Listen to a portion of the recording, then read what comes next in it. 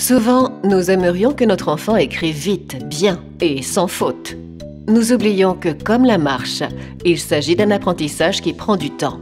Mais attention, à trop mettre l'accent sur le zéro faute d'orthographe, nous risquons de le paralyser. Il préférera alors ne rien faire du tout plutôt que de mal faire. L'apprentissage de l'orthographe des mots courants s'effectue principalement sur les 2 premières années d'élémentaire, 6 ans, 8 ans.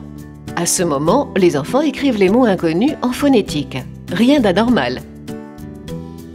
Ce n'est qu'après ces acquisitions qu'entrent en scène les règles principales d'orthographe et de grammaire et les automatismes qui en découlent. C'est seulement quand les automatismes seront acquis que l'enfant pourra, par exemple, repérer quasi immédiatement qu'apprendre ne s'écrit pas avec un seul P ou que les petits lapins ont besoin de leur S. L'enfant saura en fin d'élémentaire comprendre ce qu'il écrit et corriger ses erreurs rapidement. Ce va-et-vient sera devenu automatique s'il n'a pas été découragé en route. Vous pouvez alors aider votre enfant à s'entraîner à acquérir ces automatismes. Pour la dictée, et contrairement à ce que l'on pourrait croire, il est très difficile de faire 2 choses en même temps.